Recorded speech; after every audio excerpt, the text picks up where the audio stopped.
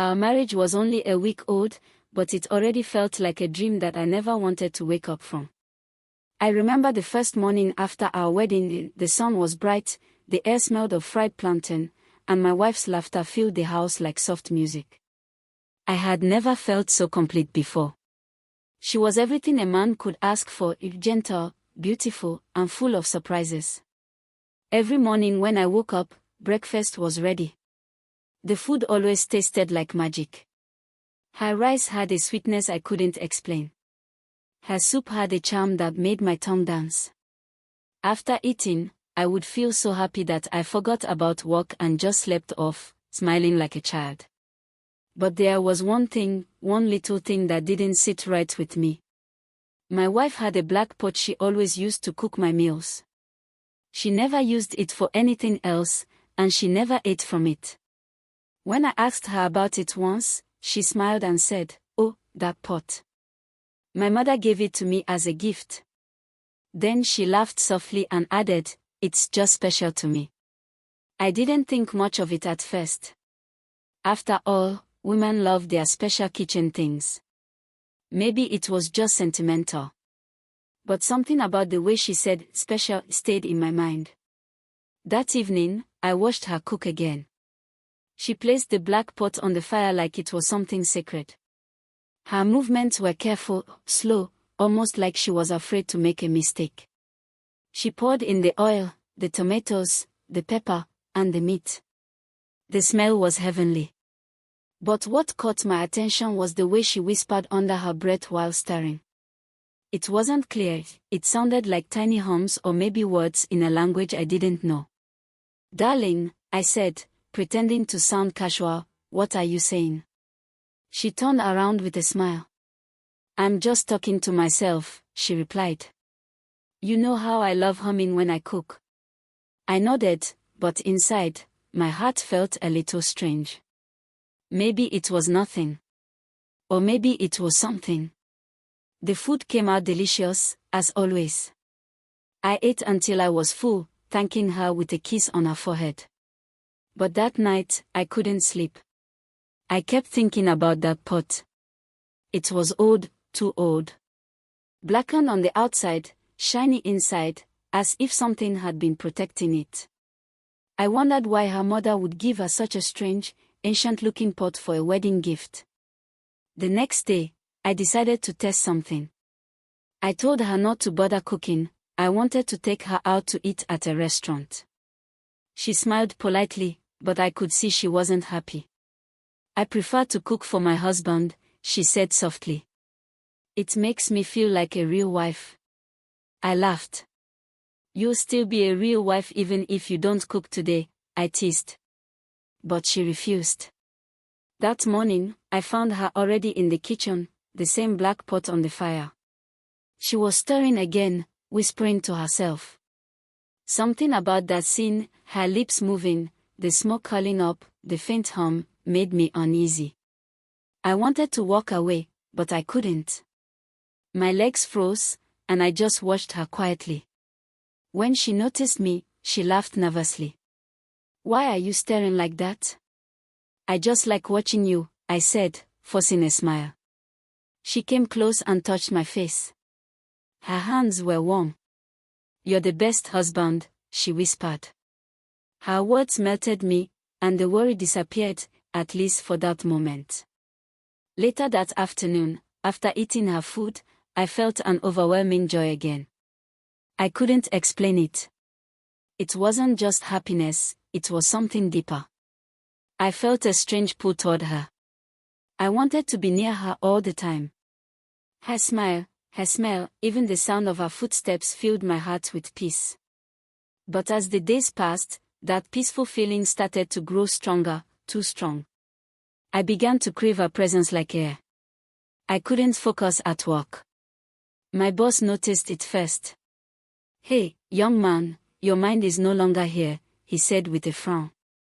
"Every time I call you, you're staring into space. What's going on?" I laughed it off. "It's just marriage life, sir," I said, scratching my head. Everyone in the office laughed. They thought I was joking. But deep inside, I knew something wasn't right. One evening, while my wife was bathing, I went to the kitchen. The black pot sat on the counter, covered. Curiosity burned in my chest. I lifted the cover slightly. Inside was a thick red stew, steaming softly. The aroma was too sweet, almost hypnotic. My head felt light. I quickly dropped the cover and stepped back. Just then, my wife entered. "What are you doing?" she asked sharply. Her tone surprised me. It wasn't playful this time, it was serious. I was just checking if you were done cooking," I stammered. She walked to me slowly, her eyes calm but sharp. Then she smiled faintly. "It's fine," she said. "But please, don't touch my pot. It's delicate." "Delicate?" I repeated. "Yes," she said softly. "My mother said it's not like other pots. It's special." She turned away and continued cooking. I watched her silently. Her hands moved gracefully, but her eyes looked distant, as if she was somewhere else in her thoughts. That night, after dinner, she sat beside me and placed her head on my shoulder. "Do you love me?" she asked suddenly. "Of course, I do," I replied, smiling. "Why would you ask that?" "Because I want to make sure you'll never leave me," she said quietly. I laughed. "Where would I go? You're my wife." But she didn't laugh with me. She just looked down, her fingers tracing small circles on my hand. "Some men change after marriage," she said softly. "They stop loving their wives. I don't want that to happen to us." I looked at her, confused. "It won't. I promise." She nodded slowly, but there was worry in her eyes, a kind of fear I couldn't understand. That night, I had a strange dream. I saw my wife standing in a dark room, cooking in the same black pot. Around her, shadows danced like smoke. She looked up at me and smiled, saying, "You will never leave me." I woke up sweating. Beside me, she was sleeping peacefully, her hand resting on my chest. I turned to look at her face, calm, innocent, beautiful. But in my heart, something whispered, "There's more to this love than you know." I closed my eyes, trying to shake the feeling off. But I knew, deep down, something strange had already begun. Days turned into weeks, and I began to change in a way I could not explain. At first, it felt sweet. I wanted to hold my wife's hand all the time. I wanted to sit near her when she cooked. I wanted to hear her voice again and again. But soon, the feeling became too strong. It was like a rope around my chest, pulling me to her every second. When she stood up, I stood up. When she sat, I sat. When she walked to the kitchen, I followed. When she went to the bedroom, I followed. I even waited outside the bathroom door, just to hear the water splash. I told myself it was love. But deep inside, I knew it was not normal. Work became a problem. I was late one day, then late again. Then I stopped going. My boss called and asked, "Where are you?" I said, "I am at home." He said, "Come now." My heart pounded. I looked at my wife's face and felt like I could not leave. I said, "I will come tomorrow." But tomorrow came, and I did not go. My phone rang and rang. I silenced it. I sat on the floor while my wife cooked, watching the black pot as if it were the sun. My eyes were heavy, my brain felt soft. When the food was ready, I ate like a hungry child. After eating, my chest went calm, and my smile came back like sunrise. Then I slept, happy and warm, like a baby in a blanket. My wife started to worry. She touched my forehead. "Are you sick?" she asked. "No," I said. "I'm fine." But my hands shook when she tried to step away. If she moved too far, my heart raced as if I would stop breathing. I followed her to the door. I followed her to the gate. I followed her to the market. At the market, people stared. Women selling pepper smiled and whispered. A man laughed and said, "Young love." I tried to smile back, but I could not stop watching my wife's face. If she looked left, I looked left. If she looked right, I looked right. If she stopped, I bumped into her back like a small child who could not walk alone. At home, she closed the bedroom door and said, "Give me a minute." I stood outside the door, holding the handle, breathing slowly, counting the seconds. 1, 2, 3. My chest felt heavy. 10 seconds felt like 10 hours.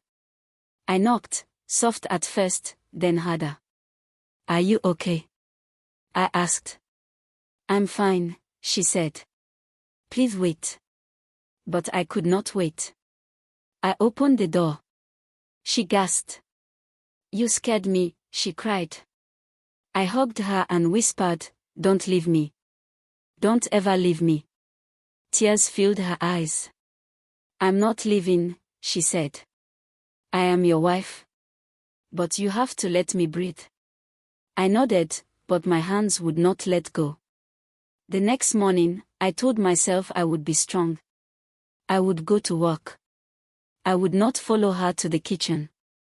I would eat bread and water only. No food from the black pot. I sat on the couch and held my phone, ready to call a cab. My wife smiled when she saw me dressed in clean shirt and black trousers. "That is my husband," she said. "I'm proud of you." She went to the kitchen. The smell of onions and pepper filled the air. My mouth watered. I told myself, bread and water. Bread and water. But the smell pulled me like a hand on my shirt. I stood up. I walked to the doorway. The black pot sat on the fire, bubbling softly. My wife stirred slowly and hummed under her breath. I leaned on the wall and watched, feeling dizzy with longing.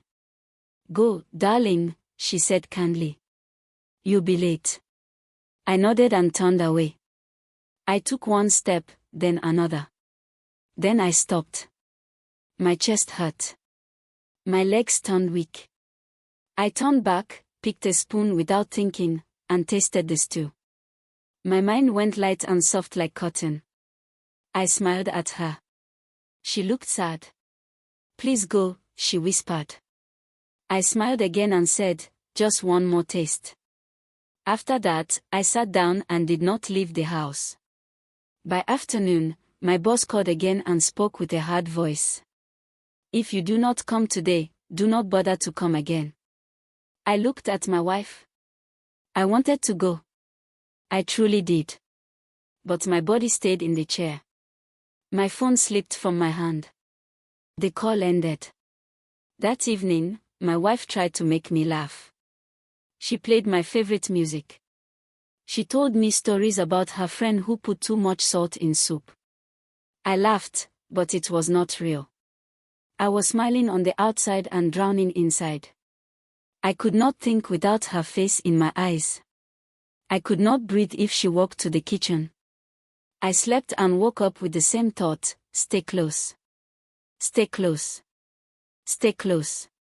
At night, I had another dream. The room was dark. The black pot was on the fire, glowing like a small moon. My wife stood beside it, and smoke curled around her like long fingers. She looked at me and whispered, "Do not go." The smoke wrapped around my legs and held me still. I woke up sweating, holding my wife's hand too tight. She winced and pulled free. "You're hurting me," she said. I let go and cried quietly, ashamed and afraid. The next day, my older neighbor, Mama Deborah, knocked on our door. She carried a bowl of okra and wore a warm smile. "How are my children?" she asked. She looked at my face and then at my wife's eyes. Her smile faded. "You look tired," she said to my wife. "Is everything okay?" My wife forced a small smile. "We are fine, Mama." But her hands shook as she held the bowl. The old woman turned to me. Young man, you need fresh air, she said gently. Go outside, walk under the sun. It helps the brain. I nodded, but I did not move. I stood behind my wife like a shadow. After Mama Deborah left, my wife gently shut the door and leaned on it, breathing slowly. Then she turned to me and said, "Please, sit." I sat on the edge of the bed like a boy in trouble. "I love you," she said. "I married you because I love you. But something is wrong. You can't even let me walk to the bathroom alone. You won't go to work. You don't want to talk to friends. This is not love anymore. This is something else." Her voice shook. "I am scared." Hearing those words broke me. I wanted to fix it. I stood up and said, "I will go outside now. I will try." I walked to the door. I opened it. The sun touched my face. A breeze moved across my skin. For a second, I felt free. Then I heard my wife's steps behind me in the house, and fear hit me like cold water. I shut the door and rushed back in. She pressed her lips together and closed her eyes. 2 quiet tears rolled down her cheeks. "I can't do this," she whispered. "Not like this." That night, she did not cook from the black pot. She made simple tea and bread. I ate the bread and felt nothing, no joy, no peace, just an empty space where warmth used to be. The next morning, she woke up before me. I heard her moving around the house, quiet and careful. When I opened my eyes, she was standing near the bed with her phone in her hand. Her face was pale. "I'm calling my mother," she said. "I need help." A storm rose inside me, fear, shame, and a strange relief. Part of me did not want her mother to come. Another part of me wanted someone, anyone, to break this chain. I nodded slowly, my throat tight. "Okay," I whispered. She dialed the number with trembling fingers. When her mother answered, my wife's voice broke. "Mama," she said, "something is wrong with us." Her mother's voice was calm but heavy. I could hear it even from where I sat today. "I am coming," she said. "Right now." My wife ended the call and sank into a chair. She covered her face with her hands and began to cry, soft at first, then hard, like rain that would not stop. I walked to her and knelt at her feet. "I'm sorry," I said. "I don't know what is happening to me." She touched my hair and shook her head. "It's not just you," she whispered. "It's bigger than you. It's bigger than me." She looked toward the kitchen, where the black pot sat in the cupboard, quiet and cold. "Mama will tell us what to do." We sat together in silence, holding hands like 2 people on a small boat in a storm, waiting for help to come. Outside, the afternoon sun moved slowly across the wall. Inside, time felt like a stone in my chest. Every sound made me jump, the clock ticking, the cars passing, even the wind pushing softly at the window. Then, from the hallway, we heard footsteps. Firm. Steady. Close. My wife's mother had arrived. The moment my wife's mother stepped into our home, the air changed. It was like the house itself went silent, waiting to hear what she would say. She was a strong-looking woman, tall, dark-skinned, and dressed in a green lace wrapper with a matching head tie that shimmered in the afternoon light. Her eyes were sharp and full of wisdom, but today, they also carried worry. She greeted us quietly. My wife rushed to hug her, crying against her mother's shoulder. "Mama," she said through her tears, "something is wrong with my husband. He can't stay away from me. He doesn't go to work anymore. He just follows me everywhere." Her mother looked at me. Her gaze was gentle but heavy. "My son," she said softly, "how do you feel?" I swallowed hard. "I don't know," I said. "I love my wife too much, it's like I can't breathe if she's not near me. It's like something inside me forces me to stay close." Mama nodded slowly, then looked toward the kitchen. Her eyes lingered on the cupboard, as if she already knew what she would find there. "Where is the pot I gave you?" she asked suddenly. My wife froze. She looked down at her feet, her hands twisting together. "It's in the kitchen," she whispered. "Bring it," her mother said. The house grew quiet. My wife walked slowly to the kitchen. I could hear her footsteps echo softly on the tiles. When she returned, she carried the black pot in her hands. Even though it wasn't on fire, it seemed to breathe heat. The light in the room dimmed slightly, or maybe it was just my fear. Mama took the pot carefully and set it on the table. She ran her fingers over its surface. Her lips moved in silence, whispering words I couldn't understand. Then she sighed deeply. "I knew it," she said.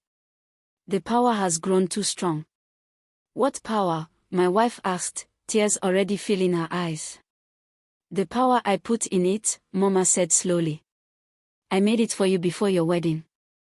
I told you it would keep your husband's heart close to you, that it would make him love you forever and never look at another woman. But I didn't tell you the truth about what it could also do." My wife gasped. "Mama, what have you done?" Mama closed her eyes. "Child, you were afraid he might not stay faithful. You cried that he might stop loving you one day, and I wanted to protect you. So, I went to a woman who knows all things passed down from generations. She gave me a charm and said if food from this pot touched your husband's lips, his love would never die." My heart raced. I could barely breathe. "So, you bewitched me," I said quietly, my voice shaking. Mama turned to me, her face full of regret. "Not bewitched, my son. I only wanted you to love my daughter truly. But the pot, it doesn't know limits. It ties the heart too tightly. It turns love into chains." My wife fell to her knees. "Mama," she cried. "You said it was safe. You said it was just a blessing pot." Tears rolled down Mama's cheeks. "I was wrong," she whispered. "Love is not meant to be trapped." I stood there, trembling. My mind flashed through every moment of the past weeks, every laugh, every meal, every time I watched her cook. I remembered the whispers while she stirred the pot, the strange dreams, the fear of leaving her side. My chest burned with pain and confusion. "Why didn't you tell her the truth?" I asked, my voice breaking. Mama lowered her head. "Because I wanted her to be happy," she said. "I thought I was helping. I thought love needed magic to last. I was foolish." My wife held her mother's feet, crying so hard that her voice shook. "You didn't help me," she said. "You destroyed my marriage." Mama placed a trembling hand on her head. "I will fix it," she whispered. "I will remove the charm." She picked up the pot and closed her eyes. She began to hum, her voice deep and slow, like a song from another world. She whispered words in an ancient tone, her breath heavy, her hands shaking. The air grew thick. I felt something lift inside my chest, a strange pressure, like a weight being pulled out of my heart. Then, with a sudden sound, crack. The black pot broke into two pieces. A thin line of smoke rose from it, curling upward like a spirit leaving a body. The smell of burnt palm oil filled the air. Mama fell back into her chair, panting. "It is done," she said softly. "The bond is broken." The moment she said it, my head cleared. My heart slowed. I felt light, free for the first time in weeks. The fog in my mind disappeared, and I could finally think. I turned to my wife. She was still crying. I knelt beside her and took her hands. "It's over," I said gently. "I can breathe again." She looked up at me with wet eyes. "Do you still love me?" she whispered. I smiled weakly. I never stopped. I just wasn't myself. But now, I love you the way I should, not because of magic, but because my heart chooses to. She broke into tears again, but this time they were tears of relief. She buried her face in my chest and whispered, "I'm sorry. I didn't know." Mama stood up slowly, her face pale and tired. "Children," she said, "forgive me. I wanted your love to last, but love is not something you can lock with a spell. It must breathe. It must grow on its own." We helped her sit down. The three of us stayed quiet for a long time. The only sound was the crackle of the broken pot cooling on the table. Days later, our home felt lighter. The smell of fear was gone.